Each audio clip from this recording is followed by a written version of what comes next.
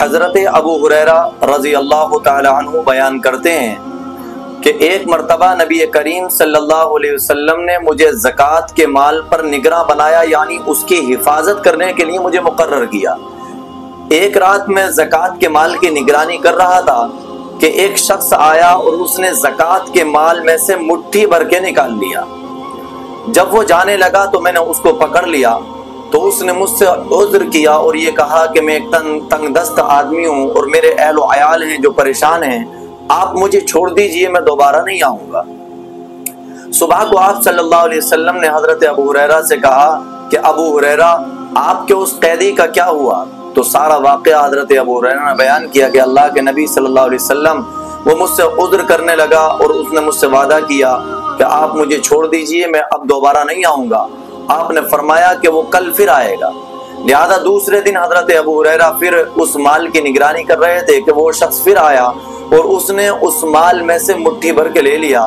واپس جانے لگا تو حضرت ابو ہریرہ نے پھر پکڑ لیا اور اس سے یہ کہا کہ تو نے وعدہ کیا تھا کہ میں دوبارہ نہیں آؤں گا اور تو پھر واپس آ گیا۔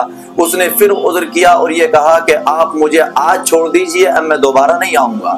صبح کو آپ صلی اللہ علیہ وسلم نے پھر حضرت ابو ہریرہ سے کہا کہ تمہارے قیدی کا کیا ہوا؟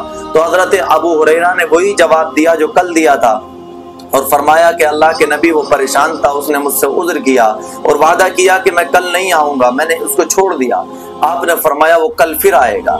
جب تیسرا دن ہوا تو وہ شخص پھر آیا اور اس نے صدقے کے مال میں سے مٹھی بھر کے مال کو لے لیا اور جانے لگا۔ حضرت ابو ہریرہ نے اس کو پکڑ لیا اور یہ کہا کہ تو نے مجھ سے وعدہ کیا تھا لیکن تو اپنے وعدے پر کھرا نہیں اترا، لہذا پھر تو تیسری مرتبہ آ گیا اور اسے پکڑ کے اللہ کے نبی صلی اللہ علیہ وسلم کی خدمت میں لانے لگے تو اس نے عذر کیا کہ آپ مجھے اللہ کے نبی صلی اللہ علیہ وسلم کے پاس مت لے کر جائیے، میں آپ کو ایک ایسا عمل بتاتا ہوں، ایسے کلمات بتاتا ہوں جو آپ کے لیے انتہائی فائدہ مند ہیں۔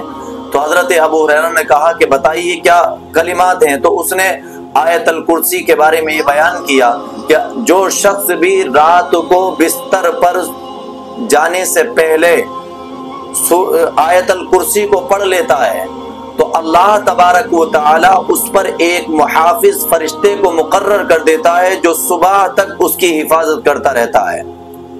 چنانچہ حضرت ابو ہریرہ رضی اللہ تعالی عنہ نے اس شخص کو چھوڑ دیا اور صبح کو یہ واقعہ اللہ کے نبی صلی اللہ علیہ وسلم کی خدمت میں بیان کیا تو آپ صلی اللہ علیہ وسلم نے فرمایا کہ جس نے آپ کو یہ عمل بتایا ہے دراصل وہ شیطان تھا اور شیطان ہمیشہ جھوٹ بولتا ہے، لیکن اس نے آپ کو یہ بات سچی بتائی ہے۔